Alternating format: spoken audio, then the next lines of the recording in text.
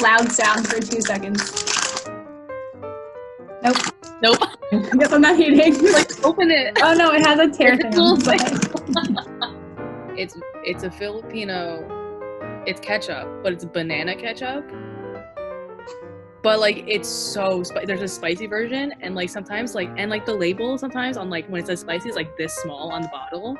I have to get you. You have to go back first and explain to me how you make ketchup out of a banana. It's a banana syrup, but they're calling it ketchup because they're calling it ketchup because it's red. They like dye it red, so it's like it's not ketchup. It's banana. But it's made like the same way that ketchup is made. Like when you taste, I mean, obviously it's not the same texture, but like you have to try it. I'm gonna get you a bottle, and you're just gonna have to try it. Okay, we're talking about education today. Did you even say hi yet? Nope. I was just thinking that as you said that. Hi, everybody. Welcome to the Be More Catcast. This is Brittany. I'm Maria. And today, while I eat, always, as usual, we're going to be discussing what exactly about education. We're going to be discussing education, but we haven't exactly. We haven't hashed this out. It's gonna be just I don't know. Okay, so we're in a time right now. Yeah. I feel like you have to give me some kind of perspective on this because my crunching is like, I feel my crunching in my whole head, like my whole body is crunching. And I feel like, do you hear me chewing like really abrasively? It's not like obnoxious. You're okay, chewing. Like, I don't feel bad. All right, let's keep going. Sorry, what were you gonna say? So I brought up the whole education topic this week. Like I texted or whatever the other day because my sister is doing virtual learning right now and she's in high school. Yeah. Mm-hmm. So I was like, all right, this could be a fun thing to talk about because we're still in quarantine. This is like day or week 2, I think, for me or something. But sure. no, it's just something I feel like kids virtual learning, like it's one thing it was college, right? Like it's one thing like we went to school and like we had online classes and like we're super independent, but like from kindergarten don't give college students that don't even Okay, we did it. I'm not saying we did it correctly. I'm not saying we did it correctly. We did it. But like the K through 12 system, all virtual learning right now, or wherever like we are right now in New Jersey. Yeah. Like it's just mind-boggling to me. Mm-hmm. You know, because like we're lucky enough to have like, you know, computer access and online access like at home, but like what if like some kids are home and they don't have, you know, like that access? Like what do they do then? Like from what I understand, like funding has been developed for schools to be able to get resources to these kids. Yeah. I was very confused about where that's coming from. Maybe I should put my phone on. Same. I literally just did that right now. What's happening? I don't know how to work this thing. Okay, I gotta end the call. Wait, pause. Oh Lord. All right, now let's talk about it. So yeah, they're learning how to do remote learning, but it's a whole like there's of course it's a whole process. There's so many things that I could dive into. Like, let me say now more than ever, I've never been more grateful for the fact that I didn't actually go into K-12 education. Yeah.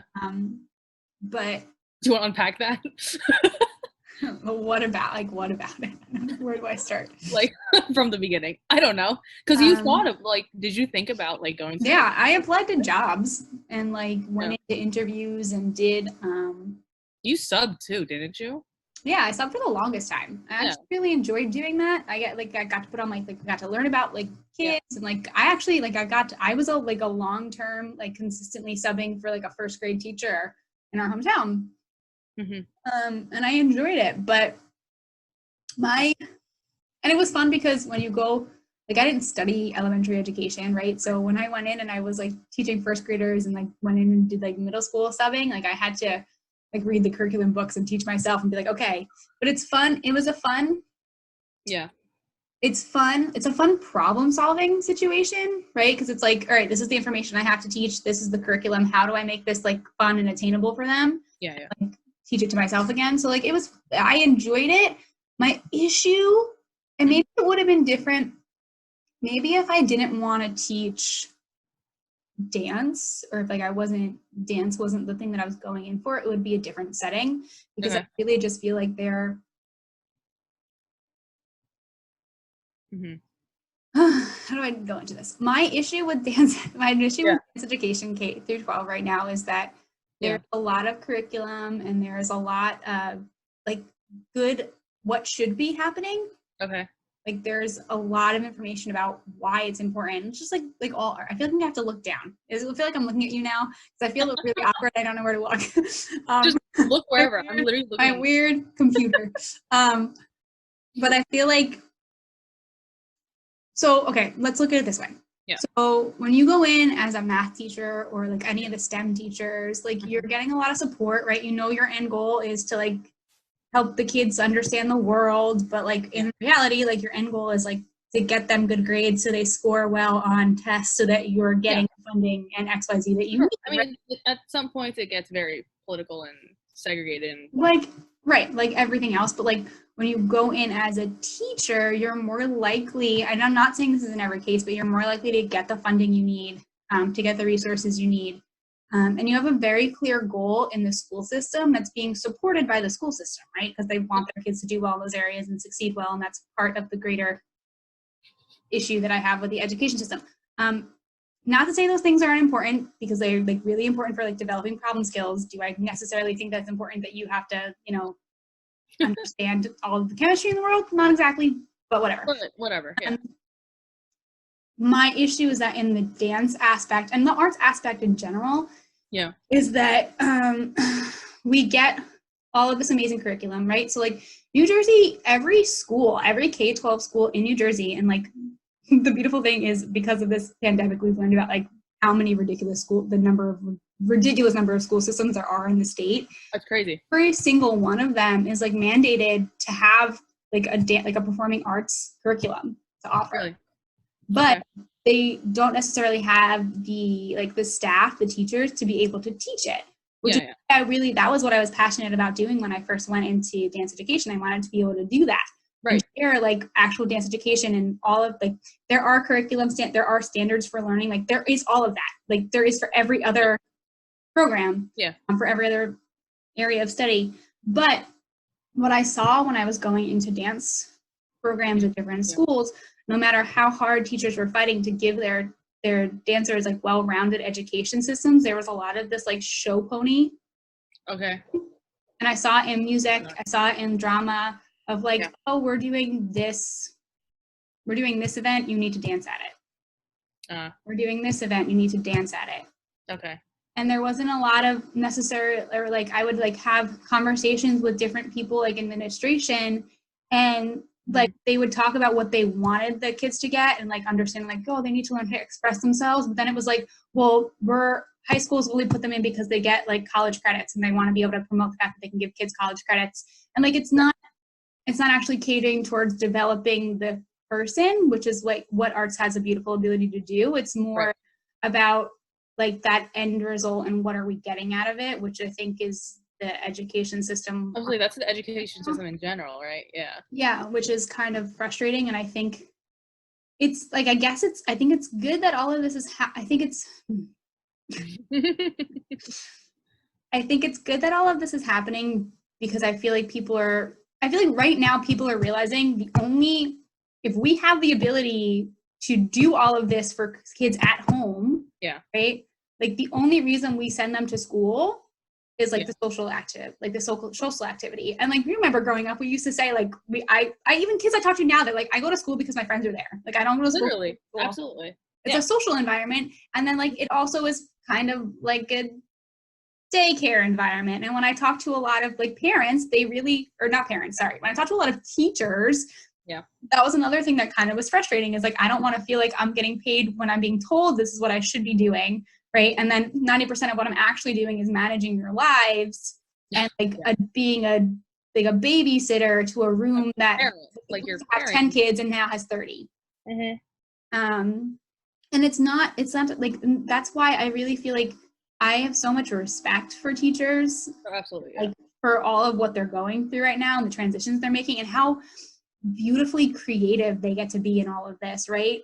but I also feel very bad for them, and I have like I sigh for them, because I know that they're still like, I know teachers who within like the first couple of days of the schools getting shut down, like their administration is breathing down their neck and is like, this is what you have to make sure they're doing, and like as a person they're just trying to cope with what's going on, you know? Yeah, because it's such a shift. It literally just happened overnight. They're like, all right, like we're gonna be quarantined. Basically, the future is shut down. I know a lot of schools were trying to develop a program like prior, like under the radar. Really? We're trying to develop different programs and had like emergency programs in place, but it's different when it actually comes to doing it. And at the end of the day, like when you're asking, the way that I look at it is like, all of the children in our country right now, all the children in the world who are going through this is traumatic. Oh, this is traumatic for us. So like, imagine being told like, you can't see your friends and you can't be in the socials. Like, thank God for social media, but like, you can't be in that setting, and like this is what you have to do now. Like, you're traumatizing these children. And like sometimes like the kids that go to school, like they bank on going to school from having a break from being home. Right. Like, and like you're taking that away from them in the hopes of like wanting to protect them. Yeah. But like you're taking that away from them and you're traumatizing them, and then you're telling teachers it's business as usual. They still should be learning. And I think it shouldn't be business as usual for anyone, honestly. No, I agree. It should be like, all right, we'll try and be business as usual, but like if you're not feeling up for it, like don't be too like hard on yourself, you know? Like it's a global pandemic. Like I have so many like dancers that I work with, and like I still have to work here, like work with Rutgers, right? Like motivation, even personally, like motivation is a very difficult thing right now. And I just had this conversation this morning with one of my colleagues. We were talking about like trying to inspire motivation in students, and you're taking like, we are human, we are social, right? And that's what's really very different about us compared to a lot of other species, is that we foster and flourish in social settings.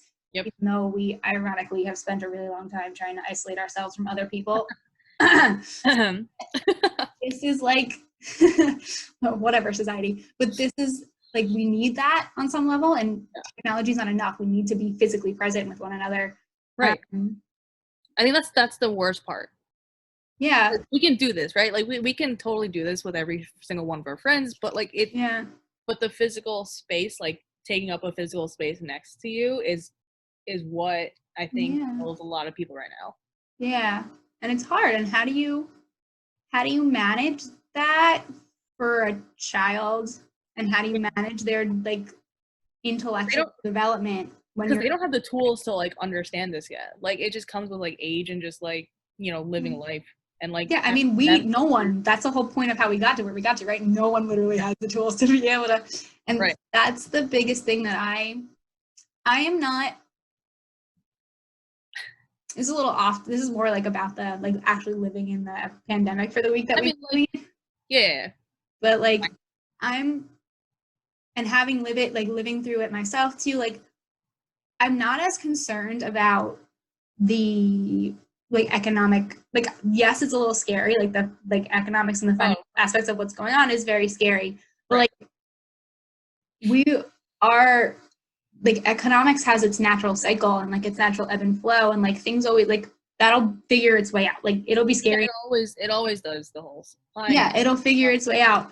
But my biggest concern about all of this is that we've been living on this, like as a society, we've been living on this path for a very long time of like unaware, like taking advantage of the gifts that we have of being around each other and like isolating each other and like developing this environment of like taking advantage of other people or like being super competitive with other people, and like now we're being like ignoring our issues and things like that, and like not addressing mental health, and now you're putting millions of people in a situation where they literally are isolated and they can't have necessarily all of the distractions that like we get to a certain point where like Netflix and being on your phone isn't going to be enough, and they can't because like realistically how many TV shows can you binge watch? Right, go insane. Yeah, and it's like it's going to get to a point where like it's people are just going to be so, like, there's going to be so much mental health that needs to be dealt with. And I feel like we're not prepared as a culture, as a society, right, to like talk about it, first of all, to even acknowledge that it actually is happening. And that's what that's really where like, where what makes me sad and what makes me worried. And like, it took like a week of me living through it. Yeah. And like, and trying to do, because like Dan goes to work every day, you know, like I'm trying to shift the way that I'm working, and like, thank God for pets, like, and like, I get to do a lot of like getting to talk to people, but it's not the same. No, it's not. It's really not the same. And it's like getting to a point where it does take a toll. Yeah. And when you start to go through it, because like having gone through like the depression, anxiety things that I've gone through, like you become really aware of what like your symptoms and your signs are, and you try to like overcome them. And like in the past couple of days, I've been like, oh, wait a second, this is not good, right? Yeah, and like, you know, the same thing with me for the past like couple weeks going through this whole thing, because I did get sick like towards the beginning of like whatever, and my anxiety was like, no, you definitely have it, like that's definitely the virus, it's like you're coughing, blah blah, and I'm just like, no, that's just like, that was the worst part about going to the grocery store yesterday. It's crazy. It's your anxiety, and sometimes like you don't notice that you're anxious, like in the middle of it. Like for me, like I just don't know, like if I don't think about it, but I feel like the symptoms of it, I was like, I'm definitely like, I'm not sick. Like I'm getting sick because I'm anxious. And like for people, for people that don't realize that because they aren't so like emotionally intelligent with their own bodies or whatever, they might be actually getting sick.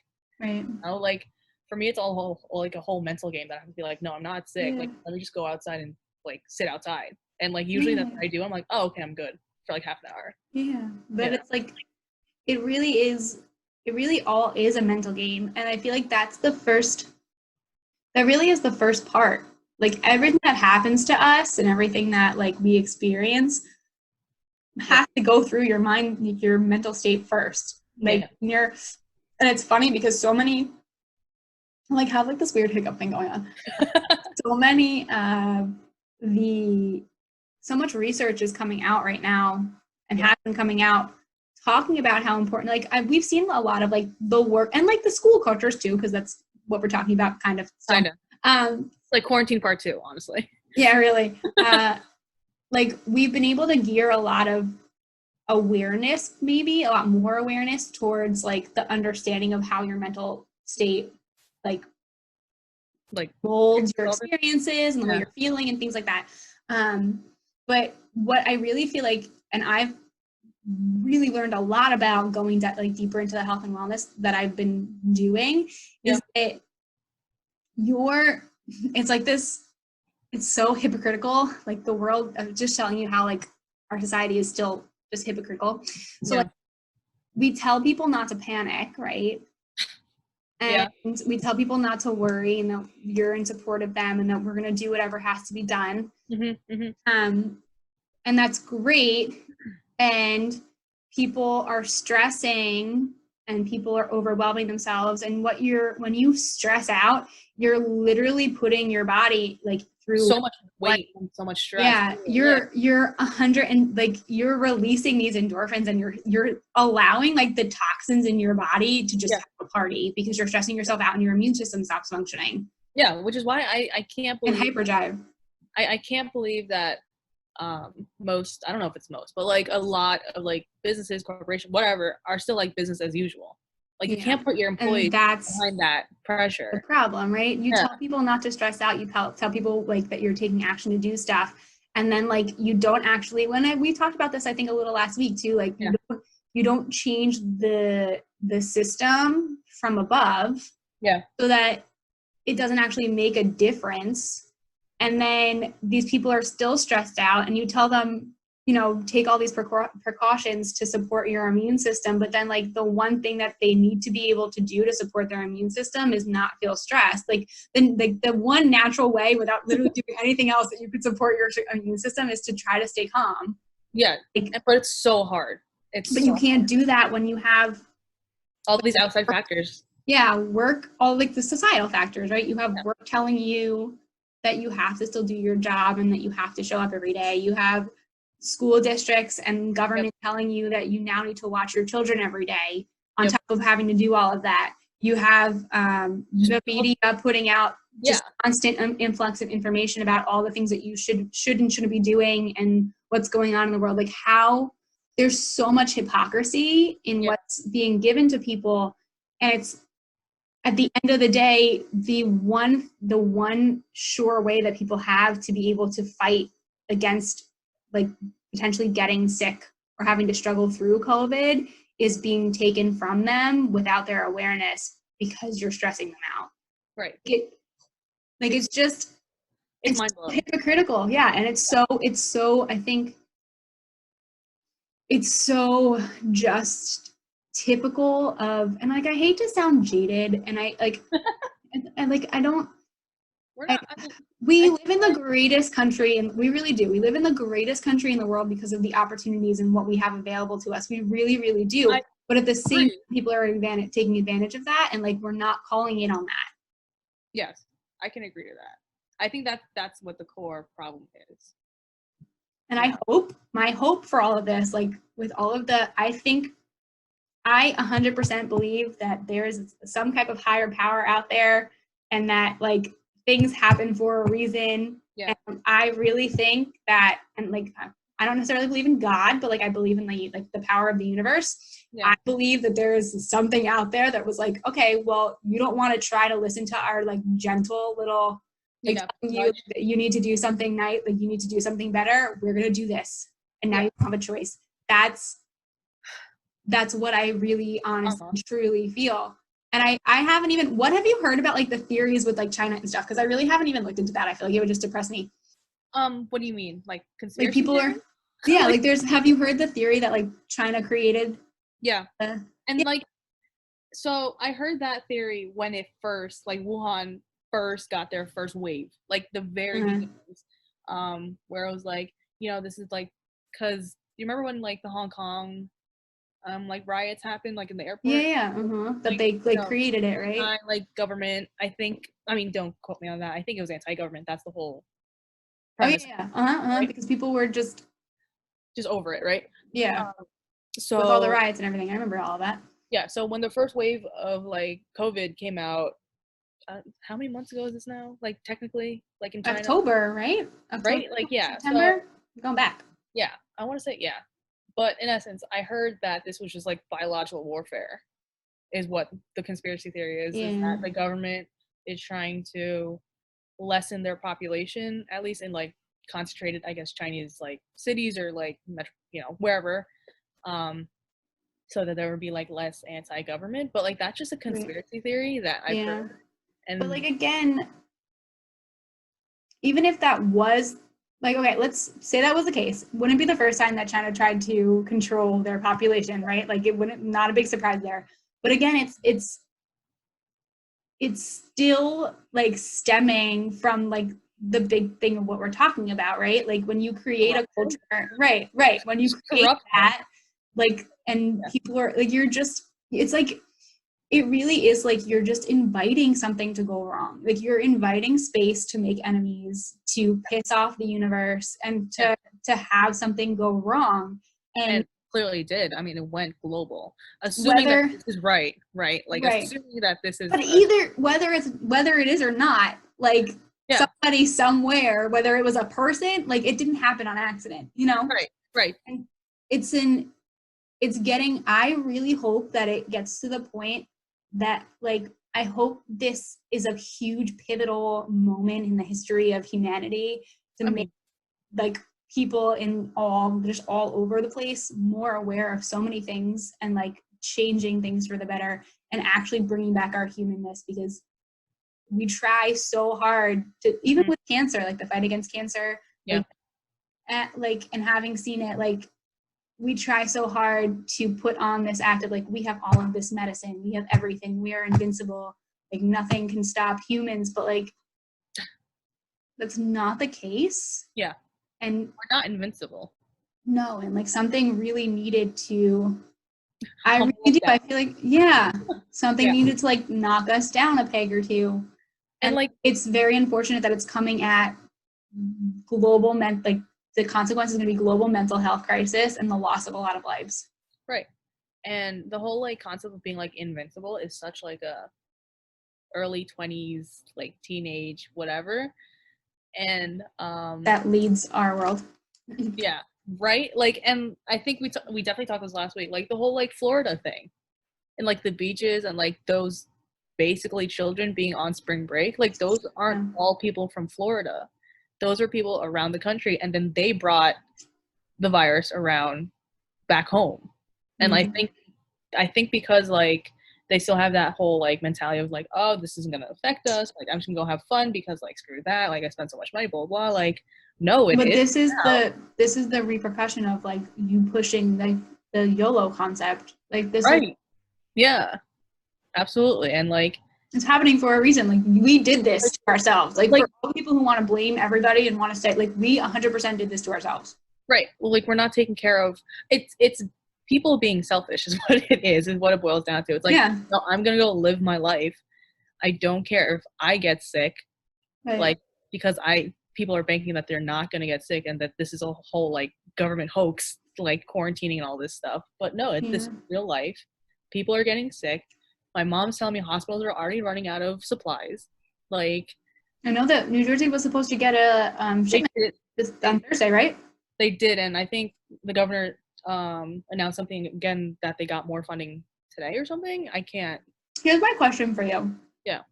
This is so super off topic of what we were supposed to be talking about today, but it's fine. It's fine. We didn't hash this out beforehand, like. I know. And I will find a way to circle us back. It's okay. Yeah, I'll figure it out too. We'll get there. Yeah. Here's what I really want to know. Mm-hmm. Where is this money coming from? Where's the money come from? Honestly, they injected. So that stimulus bill, I have disclaimer. I feel like we have to put this disclaimer like in the video every single time, but I haven't done my research like fully. So this is just like, the Twitter headlines, if you will, like that I keep like seeing. What is it, like trillions of dollars just being injected into the American economy like the other day that Senate, like the House and the Senate like passed, right? Where is it coming from? Where is that coming from? If you think about it, that trillions of dollars that we just put into the economy is probably very close to the same amount of student loan debt that collectively every person has in this nation. So where, like, where I can't understand where it came from. Like this is why I feel like this is gonna get us into like a whole finance. Money is like not a thing anymore, right? Because you can so easily go into like a computer. Not that I'm saying that I know anything about this, but like it's not a physical like what we've done to money and like and what we've done with the concept is like exchanging something for something else because we've made it digital. Like you can just say like, oh, I don't have $0 in here. I have $1 trillion in here now. Right, like, right. It's such a like I'm about to Google where this money came from. Such an abstract concept. Money now? Yeah, it's not like because money when you think about it, right, is like when you still think about it, it's like a physical bill that you can see. Right. Which is like adapted over time, right? It's developed over time from like right. It used to be like gold, it used to be like whatever. It used to be whatever had value to that person. Like it came from barter and trading, obviously. If I gave you like a fucking orange and you all you had was like, I don't know, a cloth or whatever, I'd be like, yeah, totally the same value. Oh yeah. But because now it evolved. When we develop a system of currency, and like American currency, I understand why it's easier to manage. Of course, because like barter and trading, like you can fuck people especially up. Right. Yeah. Especially with the amount of people that we have. Yeah. But like, yeah. And like, it was funny because I had just found out, I was talking to my aunt the other day. Yeah. About, $2 trillion. I don't know if that's even honestly, that must be much more, honestly. Oh yeah. I think they're putting like a hold on payments. I just got that email. Like they're not doing anything and that your payments are off. But I think New Jersey, even if you're in an economic like financial situation with like this whole COVID stuff happening, they're giving I think like more leniency on like mortgage payments or something. That's good. That's what should be coming from the top. Yeah, which is great. I agree with that. But go on, sorry. But we were having a conversation, and like I don't watch the news. I've like literally stopped because I can't handle it anymore. And also, sorry. No, the whole like I've also been off the news and like social media more like this week compared to like the beginnings of like being quarantined, because like it affects your mental state so much to keep seeing this like injected into your feed, your like, you know, whatever, like it just isn't good for me personally. Like I can't say for everyone, but yeah, me personally, I cannot do it anymore because like my anxiety is just gonna just spike up. Like it's not right. It's funny because I was talking about this morning too, but this takes it to another level. Like, yeah, when you think about like, what is it called? It's not, I can see it in front of me, but the word is not coming to me. When you what are you gonna get at? You torture somebody and it's like not You torture? I didn't know. Okay, this is great. okay, you torture somebody, but it's, I want to say like indecent, but it's not indecent. It's like when someone doesn't treat you like a human. There's a term for it. Like inhumane is what I don't know why. Right, but there's a term for it. Like not being what? Wait, like, say that again? Like something something. Dang. It's okay. My brain is gonna come busy all day. I keep wanting to say indecent exposure, and I know that that's not right. What's happening to my head? Context clues. You know what? Just keep unnecessary. It's like it's not unnecessary roughness. That's football. That's football, dude. Also, like I cannot. Why? It's so when you torture somebody and it's not. And it's not. Yeah, it's like inhumane treatment. There's a word for it. All I can think of. Okay, caveat. I've been watching. I Am a Killer, like on Netflix.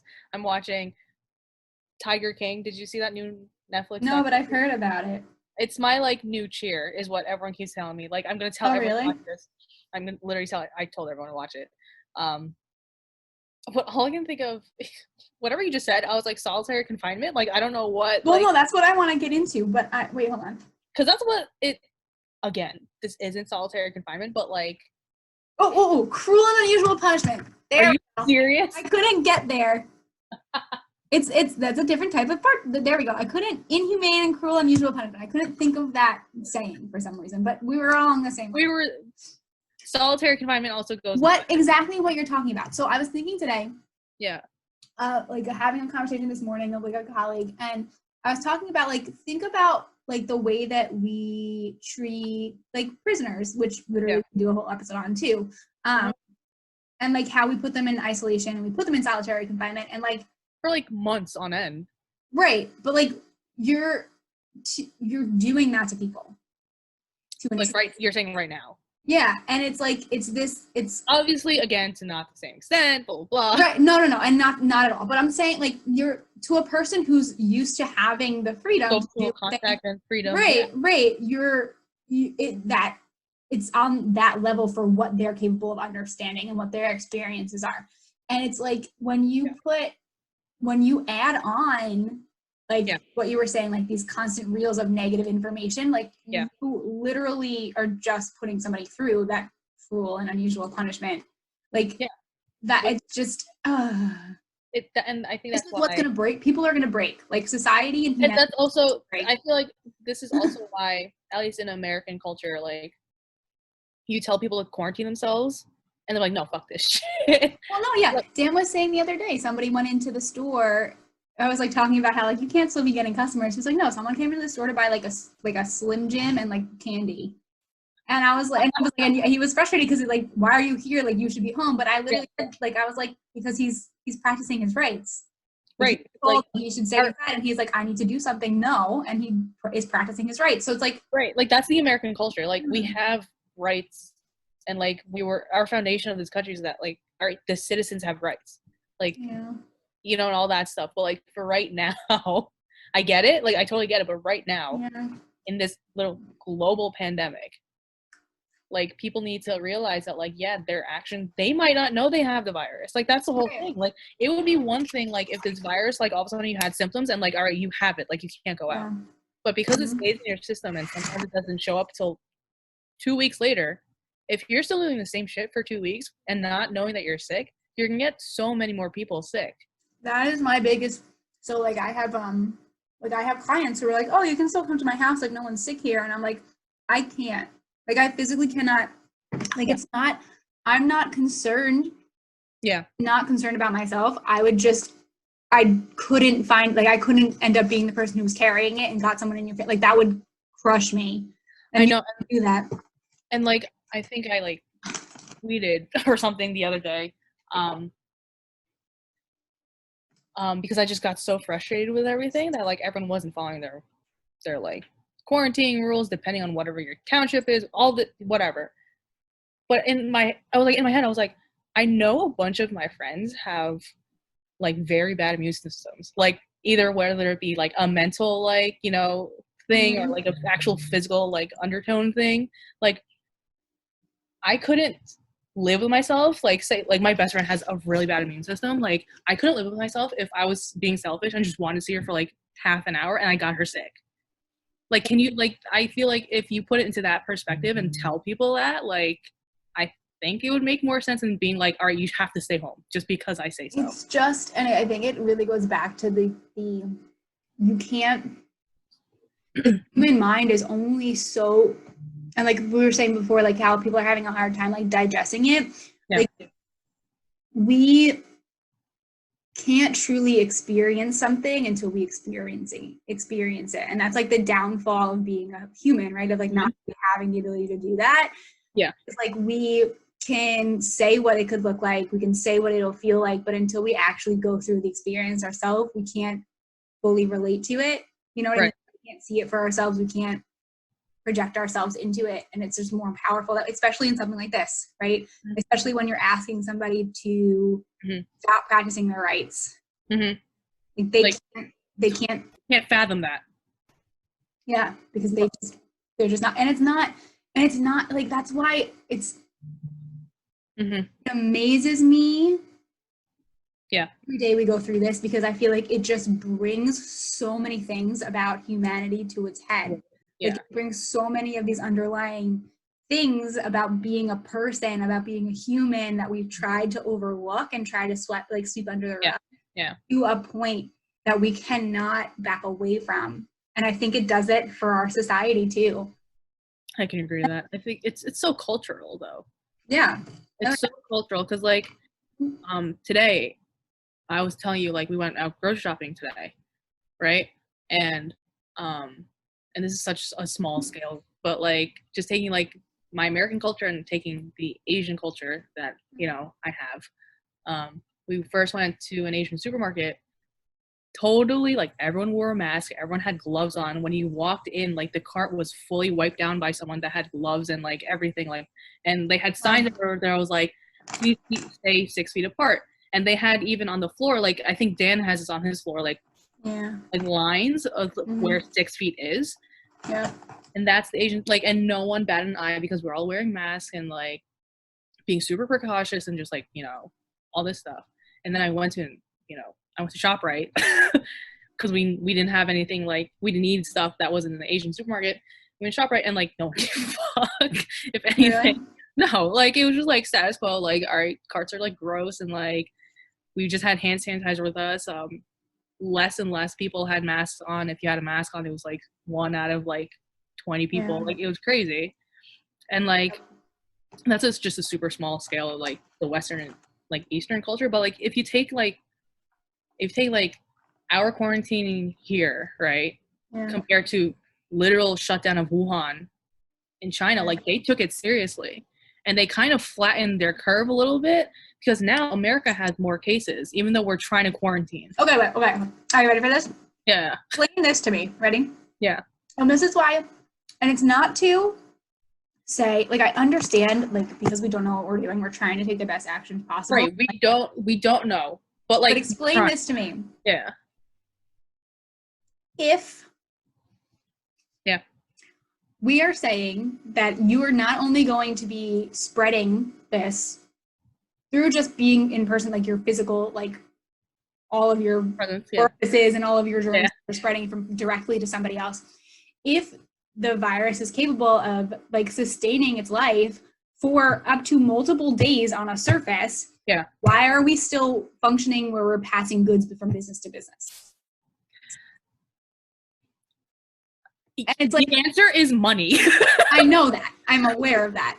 And I understand that, like, that's literally when, like, everything collapses, right? When that stops. I get that.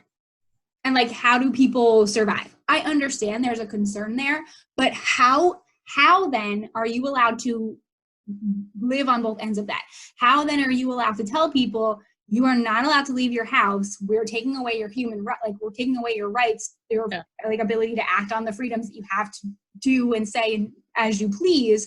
But at the same time, and we're telling you that that's for your safety, but at the same time, we're going to allow goods to move in and out of your home and in and out of your places where you would be. And like, how is that not hypocritical? And how is that not just like, you know what I mean?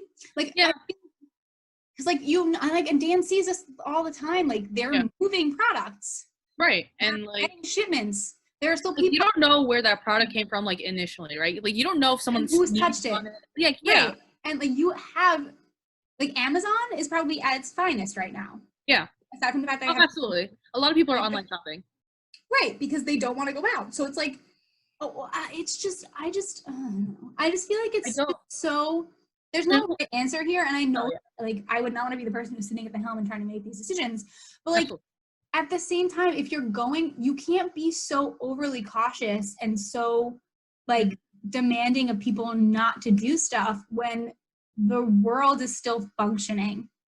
Right, to an extent, it is still functioning. Yeah. Right. So it's like, how do we balance that? And then like, how are you you're not like, people are saying like, we're trying. And that's the thing too, like we're trying to flatten the curve because you're not going to be able to, if we're still going to function, which we need to, you're not going to be able to totally flatten it. You're not going to be able to completely stop the spread of it. It's just not possible. It's just not possible. And anybody who thinks that it is possible, I feel like, how? Especially in this nation, right? Right. But also I'm thinking like, Italy's still shut down. Like, right? Like, I honestly don't know. Cause like, I know even in China, I don't know if it was Wuhan or whatever, but when they shut down, they literally told people like to not stay home and whatnot. The way that they got their goods or whatever wasn't through like, Amazon and whatnot, because like that's not probably, I don't know how well Amazon is in like China or whatever they use, but they had people literally at like street corners giving people their groceries. Just like, right. Which would funneling it essentially. The government is being like, all right, you cannot leave your house. We will give this to you, right? But I don't think. You want to know? So let's talk about what our government's doing, right? Right. Let's not do that.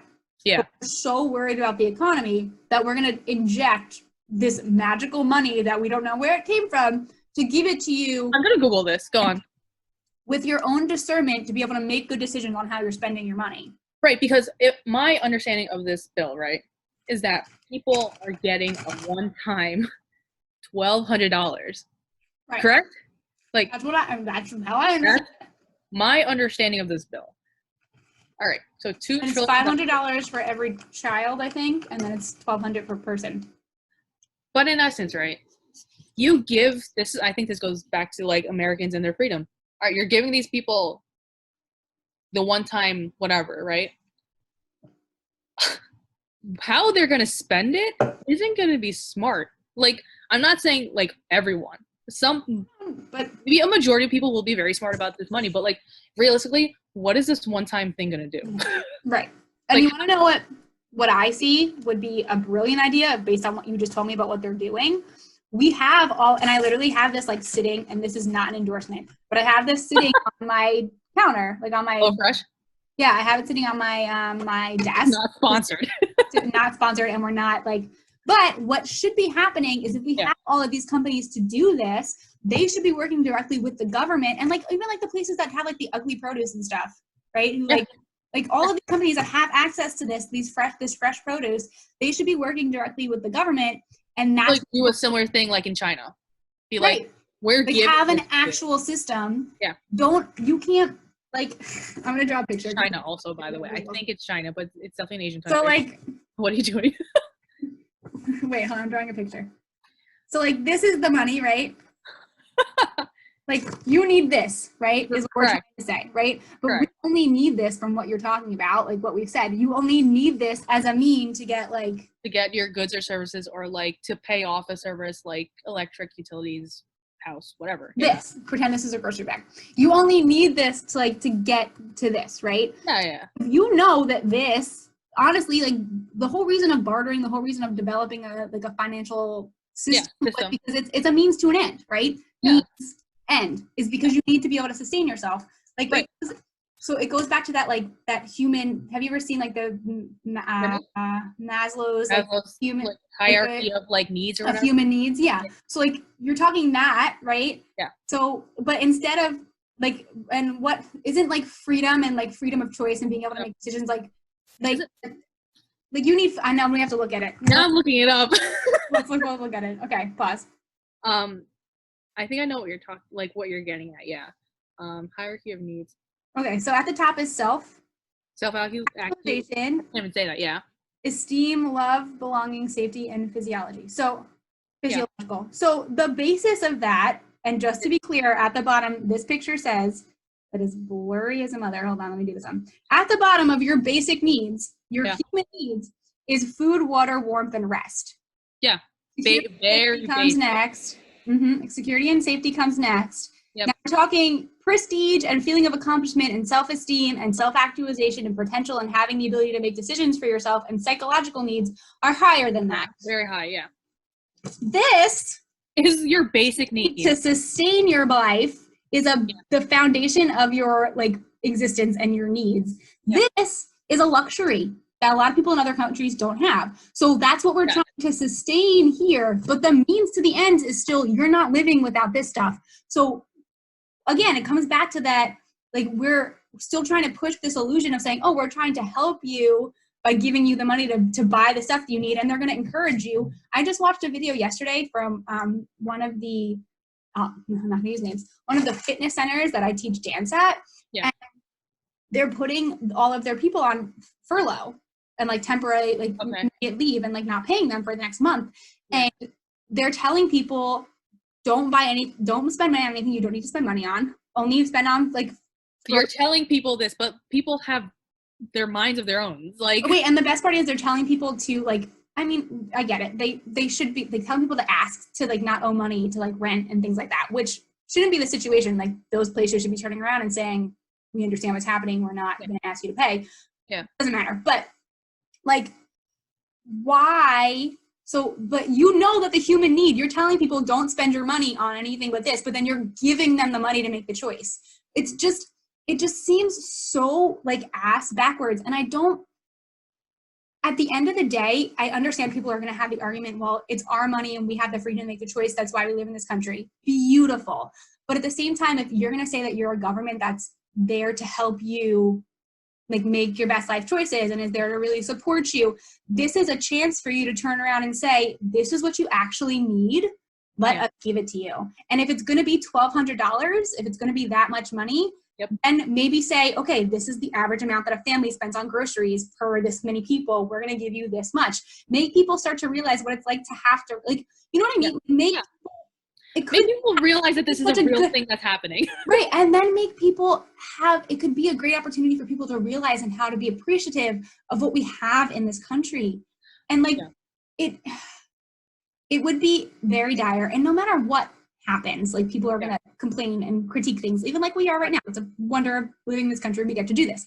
But at the same time, this is a great opportunity for like our government to turn around and say, this is what we actually want to do. This is how we actually can serve you.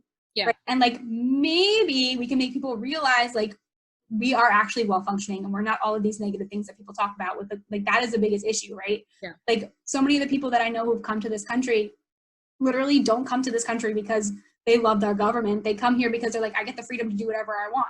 Literally, it's the opportunity to do whatever you want. And that is the difference. Right. Oh, which can go back to education. Sorry, say what you were going to say.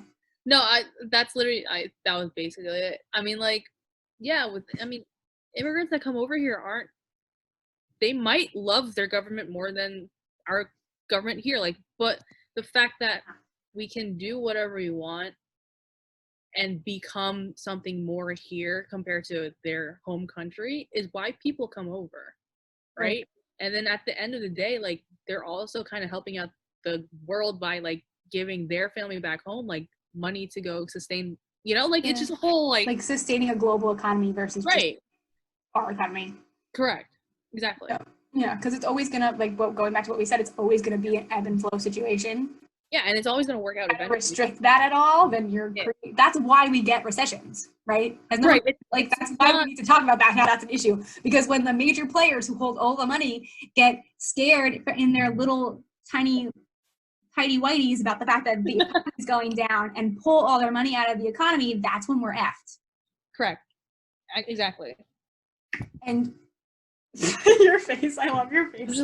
I'm just like so annoyed with this whole thing. I know. So let's go back to actually talking about the education aspect of it, because we talked about such a good part. What are we? I don't remember. Dang it! I lost the good segue moment of what I was. There was like a perfect liner that I was going to get out. It's not your fault. And then it ran away. But like that goes back to the system that we developed in education, right? Right. It's been cultivated by our government that wants that to sustain. Right. Like, I'm trying to say something, but I can't find the word right now. Like, the way that our education system is built, I guess, it's also very selfish, right? Like, it's yes, like, the kids are getting educated on, like, standardized tests, but, like, where do the standardized tests then go funnel into? Started on standardized testing. Well, you know, but, like, that's kind of like the buildup, right? Like, the buildup of K through 12 is like the SATs. If you really put it into a very broad perspective of like how our education system is built, your K through 12 is banking on you becoming a very good standardized test taker for the SATs to go into very good college, or at least get into college, so that the government can then get, or like, you know, the universities can get your tuition. Right, which also then, wait, no, please keep going. So keep going, keep unpacking that, and then what happens to you? What do you do? Like, when I try, what? Say that again. Okay, so yes, right, right, correct. Taking out, and now I am an educator at heart. I'm a teacher at heart. Taking out all of the good stuff with all of the intention that teachers put in there, and all the intention of what and like getting out of it, right? Yeah. We're not talking about there's not anything good there, but if you really if you really look at the system, right? If you really look at the system, I'm not saying I hate education. I'm saying system for education boiled down is to literally become a standardized test taker. Okay, so keep going with that. In what direction do you want me to keep going? So you go into a university, right? Right. And then get good grades at the university with the intention of what? And the intention of getting a very good job. To then go make money and then have this economic success that will funnel into our government and into the system. But also, let's talk about this. What's the percent of people that through that system are actually able to attain the amount of money that we relate to what would be the American dream? Like the one right. And if you look at 90% of the people who are the 1%, they didn't get there for the education system. No, it's family money, old money.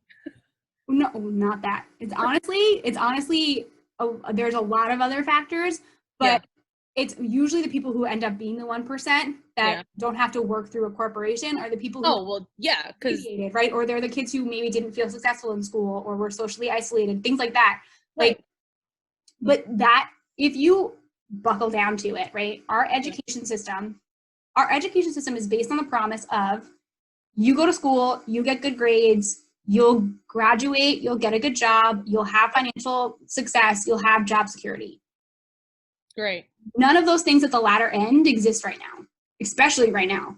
Yeah. Right? But we still have the same system that's been developing.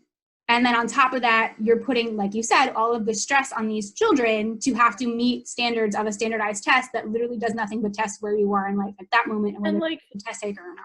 And like, I I've never tested well. Like in Me either. tests, and like even in like school, like yeah, my grades, like again, I think this goes back to another episode that we did. Like my grades were great, but I had to fucking work hard. Like tests are so stressful, and like it's not fair to kids to be like a GPA score. Like for these universities, like it's not just that. That's why there are so many, and this is one of the biggest things that I value about going through like my education degree, is you learn so much about like the brain and like childhood, like adolescent development, and like ways that you can inspire kids to want to learn, right? Because our brains want that at that age. But then, and like all of the different learning styles and and teachers, the best teachers are the teachers that are able to inspire that learning, because they understand all of that. Yeah. But then you're putting them and the children that they're trying to teach in this box that tells them they have to meet this, and they're not able to explore the way that they would be, right? Yeah. The way that they desire to, the way that, like, as humans we desire to, right? We learn through experience. Taking a standardized test isn't going to actually teach you about the experience. It's just going to teach you about the standard test and stress you out. So like going back to two factors we literally just talked about with stress and what we're doing. And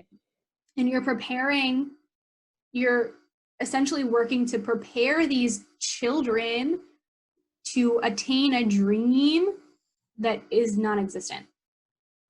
Right. But we keep saying is existent. And that's why they keep going for it. You know, like, yeah, like you're perpetuating this, like this fantasy. Yeah.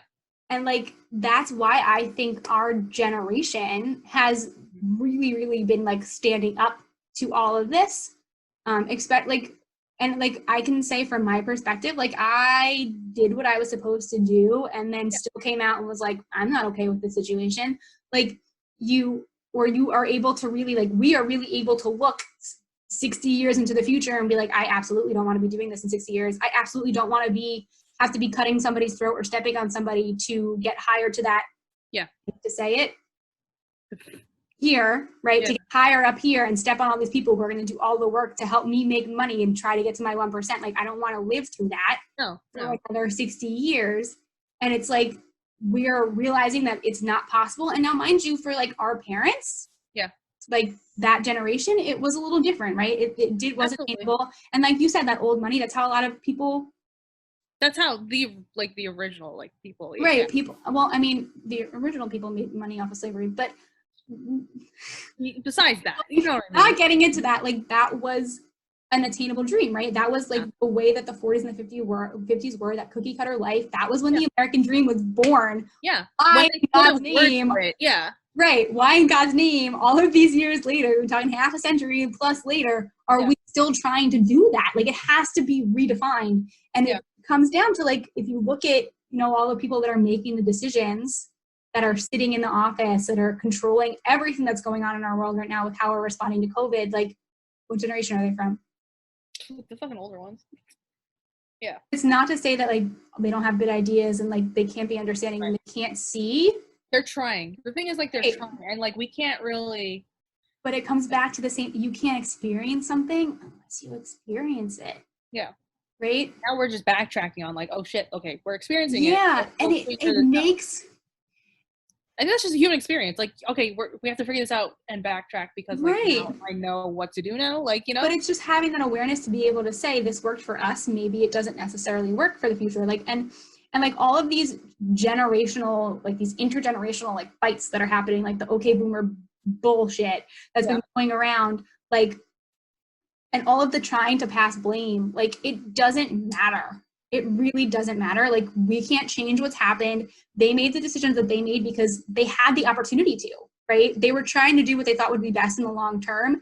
And if it wasn't for all of that, we wouldn't have the opportunity for our generation and the next generations to have the realization that something needs to change. Like, that's going to be, that's going to be the pivotal point, the powerful point of our generation. And people, like, I would like to say, like us, who are realizing like something else needs to happen, you know? who can have these conversations and make an impact for the future. Yeah.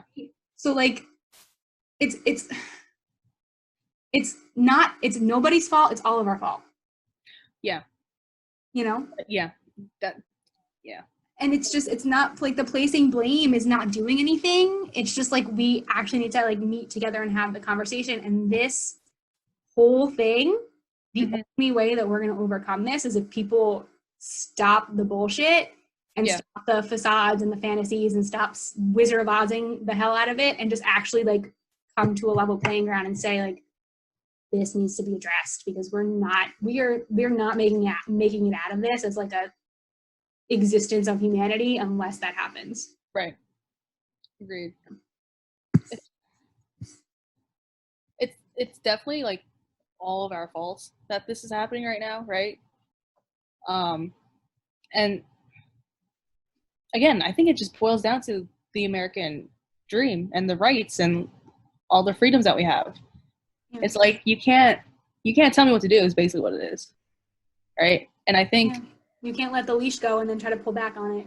And I think that also comes in part with like the education system, honestly. Like kids going through the education system, like a bunch of us are like, no, you can't, like our poor teachers, like, no, you can't tell me what to do. Like, yeah, I'll do my fucking homework, but today I won't. Like, I don't want to do it. Like that was another thing. See, like not about. That goes back to what I said before, right?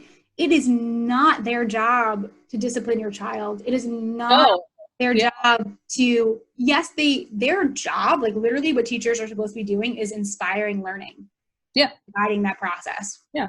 That's all they're supposed to be doing. Yeah. Basic manners, basic discipline. Basic etiquette of like being a human. Yeah. That's nurturing these children. Those are things that kids are supposed to be learning at home. But let's go back and like big scheme of this, right? You have, from what I have seen, and this is from my experiences, you have absent parents for multiple reasons who are trying to do the best for their child, possibly, or just honestly just not. Yeah.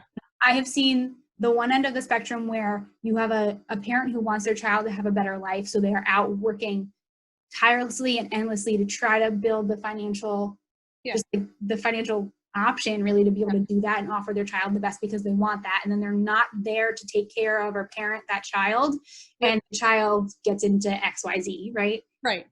Or is raising themselves, or can get into something really good, can get into something really bad, whatever. They're not actually getting parenting, and then teachers are somehow trying to make up for that.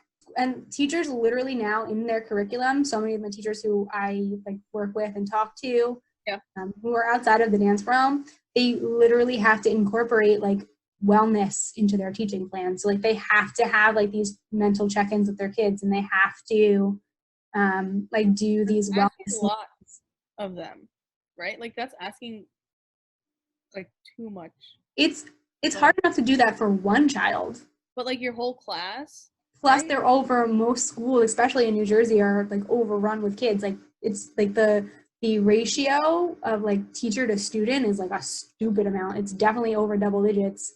Yeah. Like it's not uncommon. I mean, you remember when they had to start putting the fake walls up in our high school. Like it's just not a sustainable system. So like the good, like, yay, people being able to learn from home, I really, and this is, I feel like a thing, we probably talked about this last week. Yeah, we did. We're like being able to work from home and all of that. Like, it's great for people to have the opportunity to do that, but like our entire society and the way things work, all of our systems are going to have to adjust because you're not going to be able to go back. No. So like how is an option? Like how do so how do they? I mean, in some cases, I feel like it'll go back seamlessly. I know. I feel like in terms of the work aspects, that'll be different. But in terms of the education aspect, I feel like parents are going to be so happy to go have their kids go back to school, and kids are going to be so happy to get to be social because that's exactly where they start to develop that, especially in their teenage years. And even some kids, I mean, I know my sister, she's like, this is great. Like, I could do this. I'm like, so like maybe some kids would rather do option for it, like at home learning. Like it's not an obscure thing. There are people who get like suspended from school and like get punished and not allowed to be in the school system are able to do that. I don't even know if we should just I know, we might be just like done for today, and it's totally cool. We got some really good stuff in there for like a solid hour, so. Okay, I don't even know how I'm gonna edit the end of this. I don't know. Well, this is quarantine life, everybody. This is what quarantine life has come down to. Yeah, so post-production, if this seems very choppy out there, it's because my family kept coming down to the basement and we had to figure it out. It's cool. We'll figure it out. We were talking about, well, let's wrap it up. Let's summarize before this happens again. Wrap it up with something hopeful. So like, hopefully all of this is going to cause like a good response. Yeah, like a good shift in response in like the systems, and the education. I mean, I guess this episode really was about like the systems of our culture, right? The systems of our society. Not just education. Yeah, hopefully it will help shift and like better and better the systems, the systems that we have in place so that we can have a better functioning society and economy and just communities in the aftermath of all of this. Yeah, that's what the hope is that this global pandemic brings out, I don't know, the more like the awareness of like being human again and not just like a function of like robot in society, like, you know. That's it. Yeah. Yep. It's like the phoenix rising out of the ashes, right? This is the time to do that. Yeah, unfortunately, I guess, you know. Yeah, it's like this is the time to, and I was thinking of this yesterday because like when I was going for my walk, I was in a like weird place like the past 3 days, and I was going for my walk yesterday, and I was trying to think of like what I would want to share with others, right? And like doing my little thingies, and I was like, this is now the time for, if you're dealing with stuff and you have stuff that you are like trying to uncover, like now is the time to actually do that and see how you can rise. And I was relating it to, ready for my nerdiness, I was relating it to like, this is the time of year, how it triggered all of this. I was on my walk and I was hearing like all the birds chirping and seeing all the flowers that are blooming and everything, and like this is the time of year, this is spring, right? Like things have been sitting dormant all winter and building up their ability to come to life again, and like this, we're in this transformative season, and like this is the time right now in our existence as humans to be able to go through that transition. Change, agreed. Here's your analogy. I didn't use many analogies today. There we go. I made one. Say that. Wait, what? Say that again. You got I didn't really use a lot of analogies today. There you go. Oh, I know. You usually do have like a couple good like ones, but I think for this one at least, it was very just factual and just like very out there. Yeah. So. All right. Well, yeah. So changing of systems. How can we be better after all of this? Thank God for technology, because Maria and I would be losing our minds if we weren't able to do this and talk to each other. Thank you. Thank God, honestly.